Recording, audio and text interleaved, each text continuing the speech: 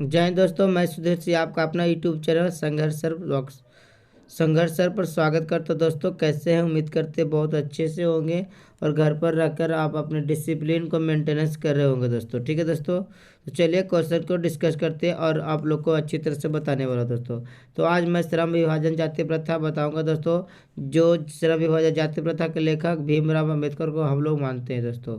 तो ये श्रम विभाजन जाति प्रथा के भीमराव अम्बेडकर को मानते हैं। सबसे पहले इसका क्वेश्चन आ जाएगा जो कि श्रम विभाजन जाति प्रथा है क्या दोस्तों। तो ये एक प्रकार के निबंध रही है। ठीक है, ऑप्शन भी आ सकता है। क्या है दोस्तों? निबंध है। ठीक है, भीमराव अम्बेडकर ये कैसे लेखक है दोस्तों, जो अपने अपने पढ़ाई करने के लिए लंदन भी गए, समझ गए, इंग्लैंड भी गए दोस्तों। जब जब बड़ौदा नरेश के प्रोत्साहन जब किए थे, तब बड़ौदा नरेश के प्रोत्साहन के अनुसार बाबा भीमराव अम्बेडकर साहब लंदन की पढ़ाई करने गए थे दोस्तों। ठीक है, इनकी प्रारंभिक शिक्षा मतलब गांव में हुआ था दोस्तों, याद रखिएगा। ठीक है, और इनका जन्म हुआ था जो 14 अप्रैल 1856 में हुआ था, याद रखना।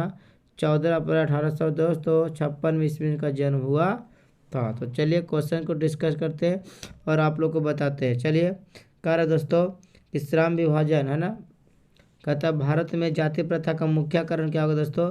भारत में जाति प्रथा का मुख्य कारण बेरोजगारी है, क्योंकि जाति प्रथा का रहेगा दोस्तों जब तक बेरोजगारी होते रहेगा हमारे समाज में, हमारे हमारे कलंक में। ठीक है दोस्तों, तो चलिए, बेरोजगारी बहुत ही हमारे देश में सबसे ज़्यादा अगर बेरोजगारी है तो जाति प्रथा को लेकर है, क्योंकि जाति प्रथा बेरोजगारी का मुख्य कारण होगा। यहाँ पर क्वेश्चन जाति प्रथा क्या दे रहा है, तो जाति प्रथा तो कभी विकास नहीं करेगा, ना ही अमीर बनने देगा आपको दोस्तों। तो पाठ के अनुसार भी चलना है, तो ये बेरोजगारी इसका आंसर हो जाएगा। तो चलिए क्वेश्चन को अगला बढ़ाते हैं मित्रों। हाँ, कितना क्वेश्चन कर रहे दोस्त।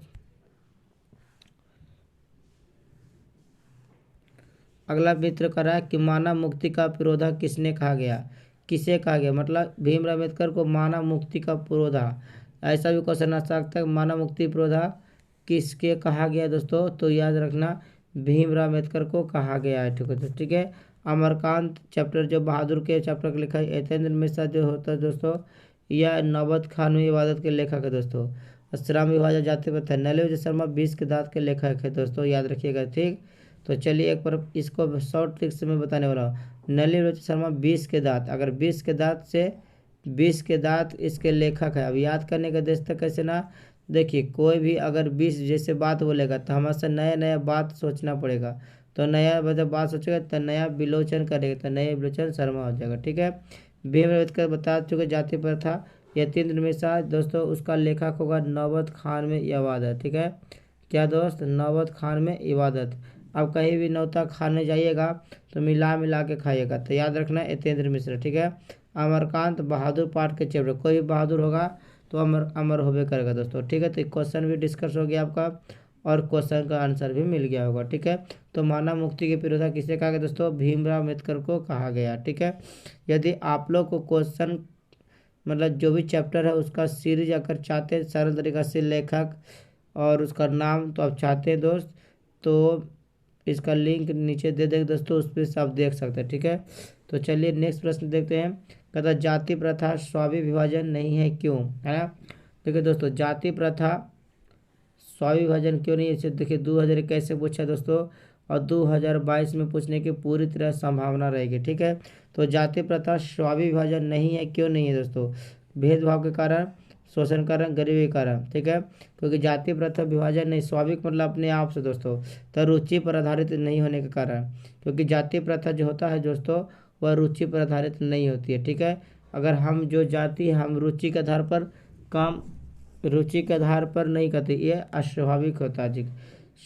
जो रुचि के आधार पर होता है, जो जाति प्रथा एक अस्वाभाविक है, मतलब हमारी रुचि को विरुद्ध करता है दोस्त। ठीक है, तो क्वेश्चन समझ में आ गया होगा, इसका आंसर रुचि पर आधारित नहीं होती है, क्योंकि अगर हम जो चाहेंगे वो काम तो नहीं कर, हम जो चाहेंगे वो काम करेंगे, लिखे ना।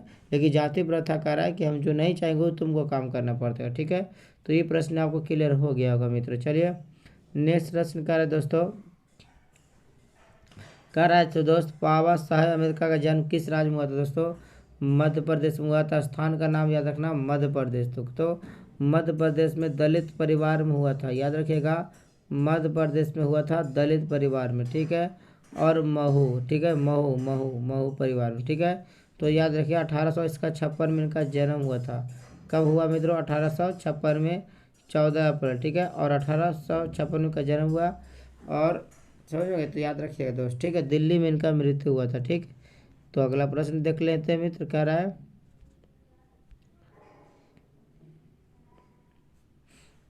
अगला क्लास को कह रहा है मित्रों कि बाबा है ना, कह रहा है मित्रों, कह रहा है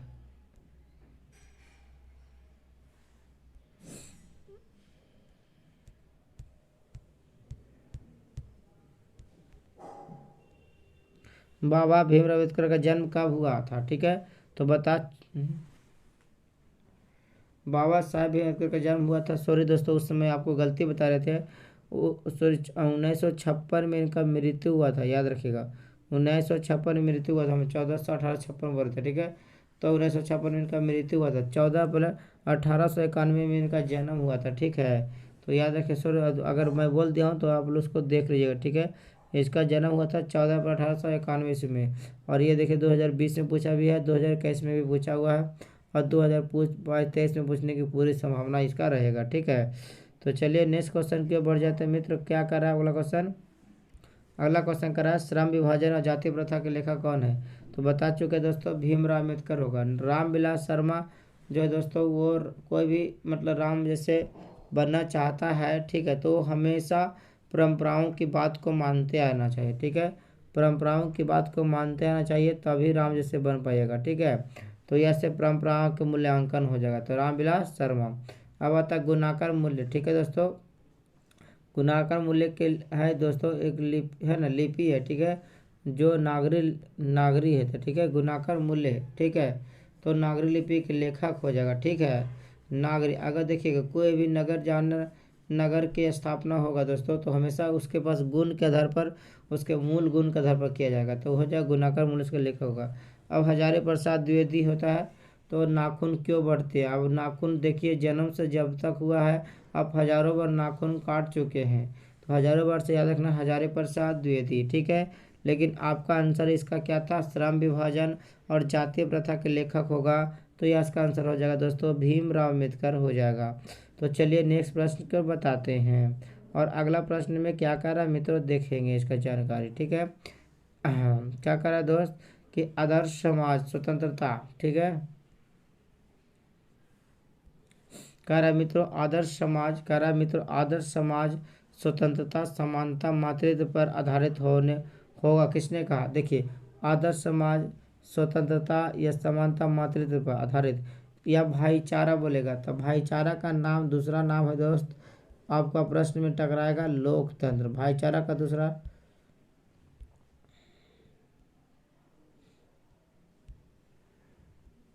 तो भाईचारा का दूसरा नाम रहेगा लोकतंत्र, याद रखना।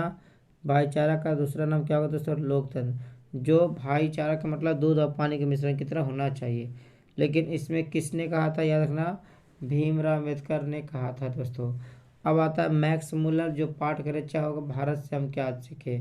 अब देखिए अब भारत में रहिएगा दोस्त और मैक्सिमम से मैक्सिमम नहीं सीखेगा तो कैसे चलेगा। तो इसलिए मैक्सिमम से maximum Max Muller, Birju Maharaj जो दोस्तों जीत जीत में निरखत के लेकर, अगर कोई बार बार जीत जाएगा, ठीक है, कोई बार बार जीत जीत करेगा तो महाराजा जरूर बन जाएगा। तो याद ना महाराजा हो गया, ठीक है। अब आगे वो तो दूसरा चैप्टर से है जो लेखक लेखद से, ठीक है। तो चलिए क्वेश्चन का जवाब भी मिल गया होगा। अगला प्रश्न क्या कर रहा है मित्रों? कह रहा है कि भारत में बेरोजगारी का मुख्य कारण जाति प्रथा होगा, दहेज प्रथा होगा, शिक्षा या भ्रष्टाचार, ये सब तो आपको नहीं हो सकता है। तो जाति प्रथा भारत में बेरोजगारी का मुख्य कारण होगा, ठीक है। तो अगला प्रश्न क्यों बढ़ लेते हैं, चलिए नेक्स्ट प्रश्न कह रहा है। अगर करा भारत में बेरोजगारी का एक प्रमुख और प्रत्यक्ष कारण है जातीय प्रथा, जो 2018 में पूछ सकते हैं क्वेश्चन, ठीक है। अब याद रखिएगा आप लोग के ABCD जब रंग देगा तो इस तरह से जो गोल होगा उसको पहले अंदर आप लोग रंग लीजिएगा, ठीक है। इस तरह से इसका बाहर आप लोग जैसे ये हो गया आपका, और इससे बाहर आपको निकालना नहीं है, ठीक है न, तब ये आपका सही होगा। और कहीं आप लोग आधा रंगते इस तरह से और ऐसे करके रंग देते तो ये आपका गलत है, ठीक है। आपका हल्का बिल्कुल ये वाला सही है आपका, ठीक है। तो ऐसे आप लोग रंगिएगा प्रश्न को, ठीक है। तो चलिए नेक्स्ट प्रश्न बढ़ते हैं। अगला क्या कराएगा दोस्त, कह रहा आधुनिक सभ्य समाज, मतलब आधुनिक मतलब जो मतलब पढ़े लिखे सभ्य समाज किसको आवश्यक किसको श्रम विभाजन मानता है। तो जो पढ़े लिखे जो इंसान होगा वो हमेशा कार्य कुशलता को ही मतलब क्या मानेगा, कार्य कुशलता को मतलब श्रम विभाजन मानेगा मित्रों, ठीक है। तो आधुनिक सभ्य समाज श्रम विभाजन कार्य कुशलता को मानता है, याद रखिएगा कार्य कुशलता, ठीक है, ना कि जाति प्रथा को। लेकिन जो असभ्य समाज होता है, असभ्य अगर यहाँ पर आ जाता है दोस्तों, यहाँ पर अगर आ हो जाता तो हो जाता जाति प्रथा, ठीक है। तो याद रखिए दोनों प्रश्न को, ठीक है। तो चलिए नेक्स्ट प्रश्न को बताते हैं। चलिए अगला क्वेश्चन क्या कर रहा है, वाह कितना सुंदर क्वेश्चन दे रहा है। कहता श्रम विभाजन और जाति प्रथा पाठ बाबा साहब के किस भाषण से संपादित अंश होता दोस्तों। तो एनिमेशन अवकाश से लिया गया, ठीक है। और इसी से इसका रूपांतरण किया था ललाई सिंह यादव किया था। कौन किया था, ललाई सिंह यादव, याद रखना। इसका रूपांतरण किसने किया था दोस्तों, ललाई सिंह यादव किया था।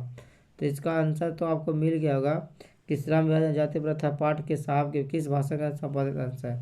तो इसका राइट आंसर होगा animation call the caste in India the major mechanism, ठीक है। वर्दूज जेनिस्ट्री एंड डेवलपमेंट, ये सब जितना भाषा लिखा गया है सब डॉक्टर भीमराव अम्बेडकर लिखे हैं। लेकिन कह रहा है कि इस कहाँ से लिया गया, तो इसमें से लिया गया था, ठीक है।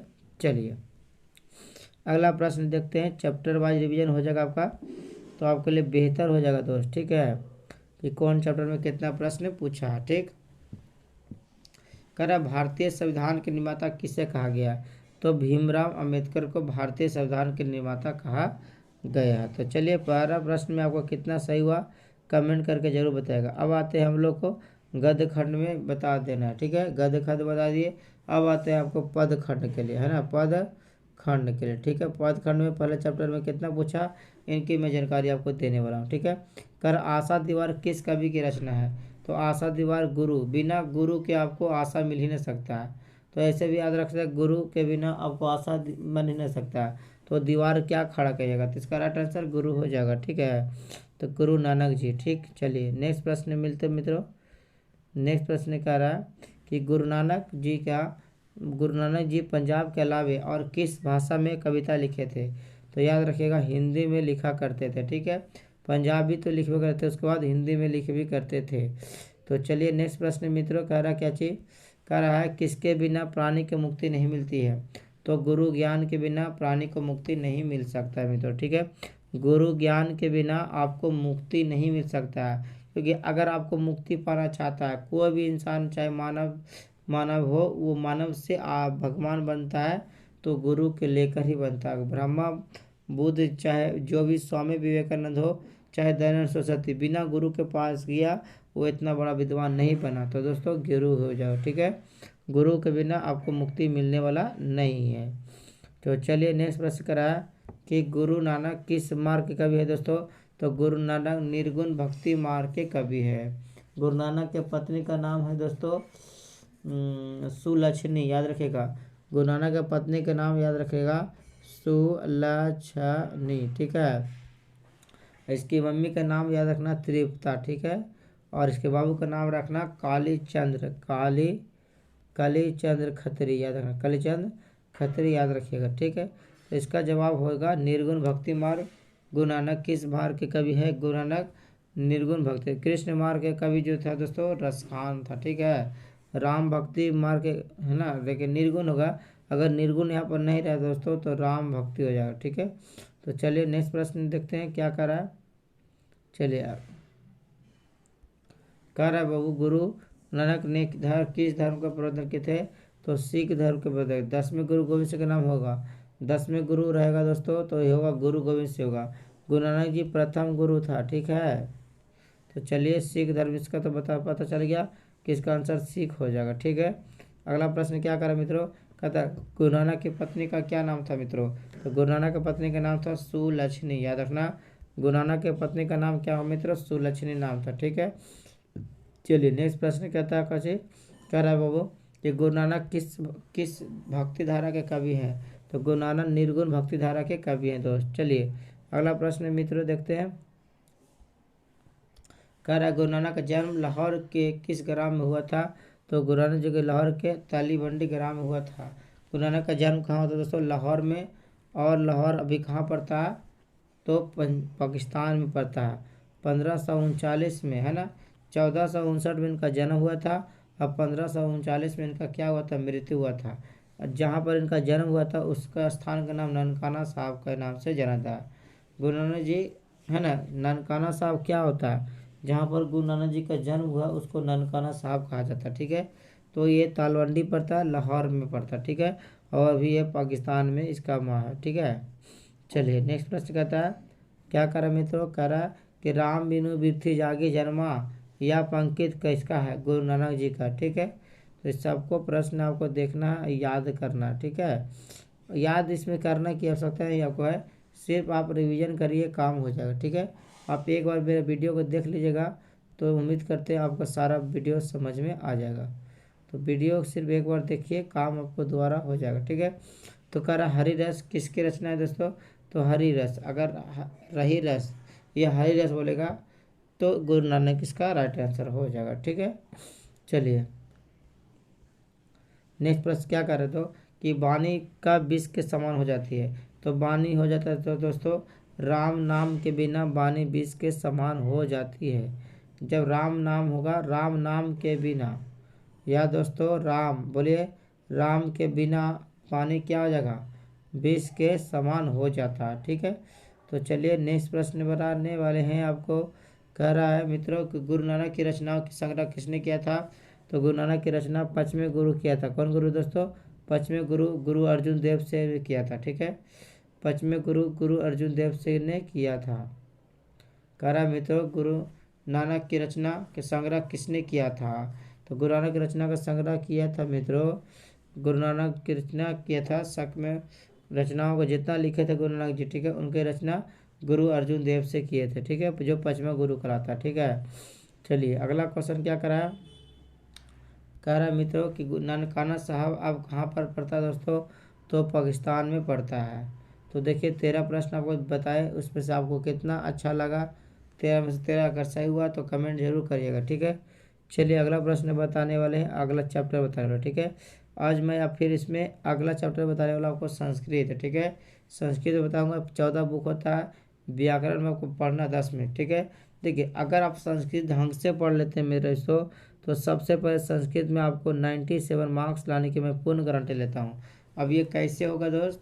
तो 97 मार्क्स हम आपको पूर्ण गारंटी लेता हूँ कि संस्कृत में आएगा। अब कैसे आएगा, क्यों आएगा, बस वीडियो में बना रहिए, आगे वीडियो को देखते रहिएगा, आपको पता जरूर जाएगा। अब थोड़ा सा देख के आप चल जाइएगा तो फिर आपको समझ में नहीं आएगा कि 97 मार्क्स कैसे होगा। 97 मार्क्स लाने का मैं पूरा ट्रिक और कंसेप्ट जरूर बताऊंगा, इसलिए लास्ट वीडियो तक बने रहिएगा, तभी आपको पता चलने वाला रहेगा, ठीक है। तो चलिए प्रश्न को बढ़ते हैं अगला बार, कैसे आपका 97 मार्क्स आता है संस्कृत में, वीडियो के अंत में हम आपको जरूर बताऊंगा, ठीक है। तो चलिए पहला प्रश्न करा कि सत्यमेव जयते डॉट डॉट डॉट डॉट किस उपनिषद से संकलित है? तो सत्यमेव जयते दोस्तों मुंडक उपनिषद से संकलित। अगर देखिए कोई अगर सत्य बात नहीं बोलेगा तो हमेशा मूड़ी काटने की बात बोलता है, तो मूड़ी से याद रखना मुंडक उपनिषद, ठीक है। इसी मुंडक उपनिषद में सत्य की बात को बताया गया है। ईशावास्य उपनिषद जो होता है दोस्तों, इसमें ईश्वर को प्राप्त करने की बात बताया गया है, ठीक है। तो कंठ उपनिषद में दोस्तों जिसमें आत्मा की बात को बताया गया है, और वेद के बारे में बताया गया श्वेता स्वता उपनिषद से, जिसमें वेद के बात को बताया गया चर्च को वेद के बारे में, तो हो गया श्वेता श्वेता, ठीक है। तो चलिए प्रश्न को देख लिया आप लोग, इसका आंसर पता चल गया होगा, उम्मीद करते हैं। चलिए अगला प्रश्न देखते हैं। कह रहा है मित्रों कि किसकी जीत नहीं होती है? असत्य की जीत नहीं होती है। चलिए अगला प्रश्न कह रहा है कि छोटे से छोटा और बड़े से बड़ा क्या होता है? छोटा से छोटा और बड़ा से बड़ा दोस्त आत्मा होता है। छोटा से छोटा और बड़ा से बड़ा क्या होता है मित्रों? आत्मा होती है। आत्मा छोटा से छोटा होती है और बड़ा से बड़ा होती है। अगर यहाँ पर बोलते महतो महायाना, है ना, महान से महान कौन होगा? तो आत्मा ही इसका आंसर हो जाएगा। ठीक है, तो चलिए नेक्स्ट प्रश्न की ओर बढ़ लेते हैं। अगला प्रश्न कर रहा है कि नदियाँ नदियाँ जो है तो है नदियाँ नदियाँ समुद्र में कैसे मिलती है? तो नदियाँ समुद्र में नाम और रूप को छोड़कर मिल जाता है। नदियाँ नाम भी छोड़ता है, रूप को छोड़ देता है। ठीक है, तो नाम और रूप दोनों को छोड़कर जाता है। ठीक, तो याद रखिएगा नदियाँ नाम रूप को छोड़ती है। ठीक है, तो अगला प्रश्न के बढ़ लेते हैं।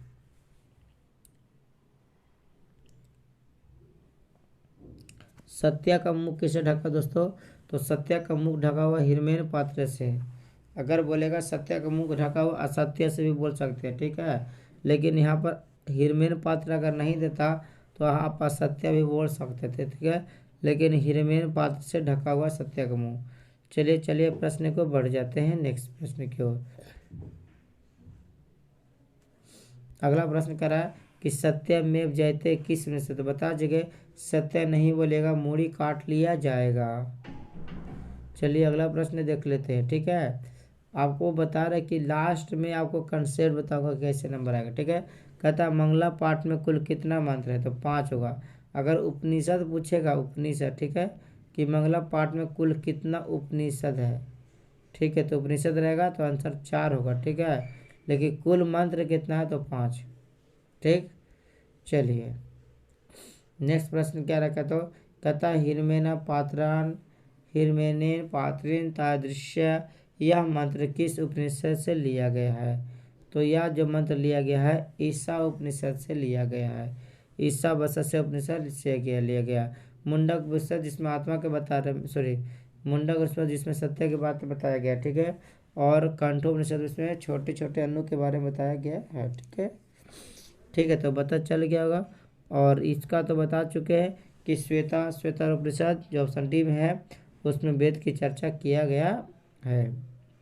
अगला प्रश्न कर रहा है मित्रों, कह रहा है महान से महान कौन होता है? आत्मा, और आत्मा से बड़ा परमात्मा होती है। ठीक है, तो चलिए नेक्स्ट प्रश्न के बोल देते हैं आपको। ठीक है, चलिए यह कहता यह संसार, यह संपूर्ण संसार किसके द्वारा अनुसार होता है? तो दोस्तों परमात्मा के द्वारा। ठीक है, पूरा जो दुनिया का संसार है किसके द्वारा चलता है? ईश्वर के द्वारा। ईश्वर को ही परमात्मा भी बोला जाता है। ठीक है, तो चलिए नेक्स्ट प्रश्न को बढ़ जाते हैं।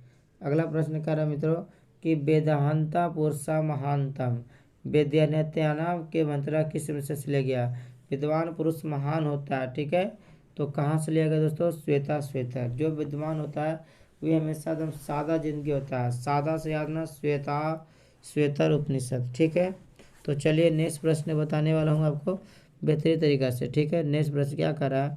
कह रहा है मंगला पाठ कहाँ से संकलित? दोस्तों मंगला पाठ उपनिषद के दर्शन शास्त्र से संकलित है। उपनिषद के कौन सा शास्त्र से? तो उपनिषद के दर्शन शास्त्र से क्या दोस्तों? संकलित है। ठीक है, चलिए नेक्स्ट प्रश्न देखते हैं। अगला प्रश्न कर रहा है कि अनुयान महतो महायाना, है ना, अनुयान महतो महायाना कहाँ से लेगा दोस्तों? तो कंठ से। बता दिए अनुयाना कहाँ से लिया गया दोस्तों? तो इसका राइट आंसर हो जाएगा कंठोपनिषद से। ठीक है, अनुयान महतो माया, अनु से अनु, महान से महान आत्मा होता है जो कंठ से लिया गया है। ठीक है, चलिए प्रश्न बढ़ते आगे की ओर। कह रहा नदियाँ नाम और रूप को छोड़कर किससे मिलती है? तो समुद्र में मिल जाती है। नदियाँ नाम रूप को छोड़कर समुद्र में मिलती है। आपके चैप्टर से चलना। ठीक है, चलिए नेक्स्ट प्रश्न क्या करें दोस्तों? नेक्स्ट प्रश्न कह रहा मित्रों, कह रहा कि अनु अन्यान महतो महायाना गद्यांश के रिक्त स्थान में कौन सा पद होगा? तो इसका हो जाएगा महतो। अनु अन्यान महतो महायान जो दोस्तों महतो के लिए लिया गया। ठीक है, महतो अनु अन्यान महतो से लिया गया, अनुयान महतो महायान। ठीक है, तो चलिए नेक्स्ट प्रश्न कहता है मित्रों कि स्वर्णय मात्र से किसका मुंह ढका हुआ? तो सत्या का मुंह स्वर्ण में, मतलब हिरमेन पात्र वहाँ पर होना चाहिए। हिरमेन पात्र से किसका मुंह ढका हुआ मित्रों? तो इसका राइट आंसर होगा सत्य से हमारा का मुंह जो ढका हुआ है, इसलिए यहाँ पर स्वर्ण में कह दिया। तो स्वर्ण में बोलेगा या हिरमेन बोलेगा, दोनों का आंसर सेम ही होगा। ठीक है, चलिए प्रश्न को बढ़ते हैं। तो देखिएगा आप लोग को मैं बता चुके क्या क्या ये बात की चर्चा मैं कर रहा हूँ। ठीक है, तो देखिए आपको पोर्शन बता दूंगा अच्छा से बायोलॉजी का चैप्टर में, और भी हम 2 चैप्टर बता दिए एसएसटी में और इसमें, और मैथ बता दिए, मैथ बहुपद बता दिए, और इसमें नाखून के बढ़ते कल बताऊंगा। ठीक है, तो कल का आपका सीरीज बहुत ही तगड़ा होने वाला रहेगा। जिसको चूज जो भी चाहिए पीडीएफ दोस्तों, तो मेरे नंबर पर आप लोग कॉल कर सकते हैं। ठीक है, तो आपको बाद मिल जाएगा पीडीएफ, इस सारा चीज़ का पीडीएफ आपको एक एक पीडीएफ आपको मिल जाएगा। ठीक है, जिसको जिसको चाहिए। ठीक है, और हो सके तो इस वीडियो को लाइक और शेयर जरूर करिएगा। बता रहे थे तो कि अगर आप नंबर 97 मार्क्स चाहते हैं तो मेरे वीडियो पर लगातार आप बने रहिएगा। ठीक है, और अगला वीडियो में आपको मैं जरूर बताऊंगा कि कैसे 97 मार्क्स संस्कृत में और हिंदी में आता है। ठीक है, तो चलिए नेक्स्ट वीडियो फिर से मिलते हैं एक अच्छे ट्रिक से, एक अच्छे कंसेप्ट से। तो ठीक है दोस्तों, नेक्स्ट वीडियो मिलते हैं। Bye, thank you.